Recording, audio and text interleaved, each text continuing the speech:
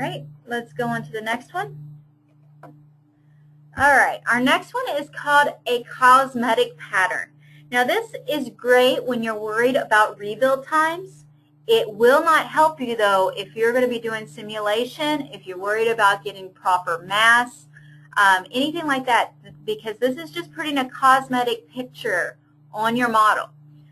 Then you can add a note to that that's basically telling it what your spacing is, that you put on a drawing. You just want it to look nice.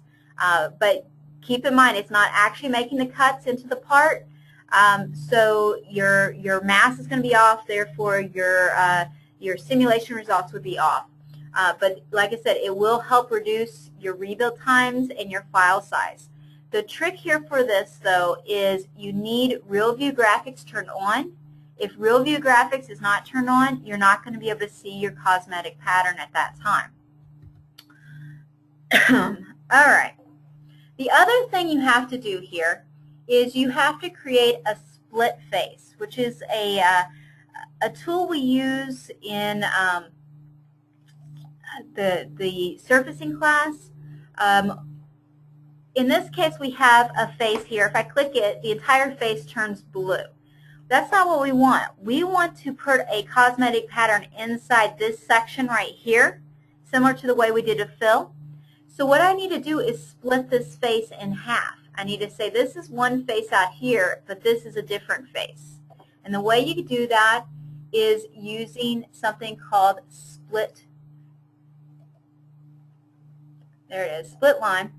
I'm going to choose my sketch, tell it what surface I want to split, and say OK. And now you can see I have two separate faces. So now I'm ready to add my cosmetic pattern. Now this cosmetic pattern is found in your little beach ball appearance scenes and decals beach ball right here. And we're going to go in here and tell it we want to apply, I think it's under appearances. Let me think.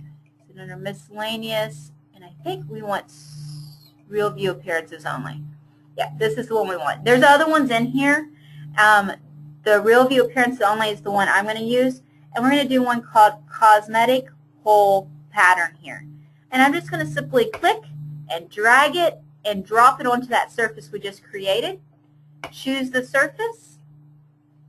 And just like when we did the fill, you have some options here about how you want to see your fill. But the nice thing is it gives you what shape you want. Let's do a diamond here. I'm going to place my first one right here on the middle. All right, is it not going to let me? Maybe we'll do that edge. There's our vertex. All right, didn't let me do that one. It must have to be a corner or something like that. Let me see if it'll let me do my origin. No, not let me do my origin. We'll do that one right there. And specify what size you want these to be. Maybe we'll do 2 by 2. I don't know. Like that. Oh, vertical. There we go. And which edge do you want it to follow? In this case, it's following this edge right here. That's not what I want. Let's follow this edge down here. Now you'll notice I'm not getting any previews, and that's because I don't have RealView Graphics turned on. So I'm going to go ahead and accept this. You'll notice it didn't like it. There's something going on that it didn't like. So I'm going to cancel out this and turn on RealView Graphics so that way I can get my preview. And let's try it again. Beach ball, there it is. Drag it in. Choose my boundary. We want it to follow this edge right here. And we'll give it that point right there to follow. Circle. Oh, there it is.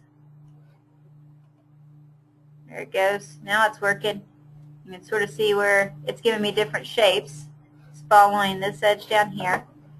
And you can specify different angles. You can specify different spacings. Maybe we'll do 90 degrees here. There you go. So we'll say OK to that.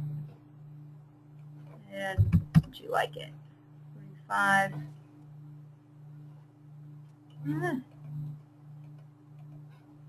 Not really doing what it's supposed to do today. I don't know why it's doing that side.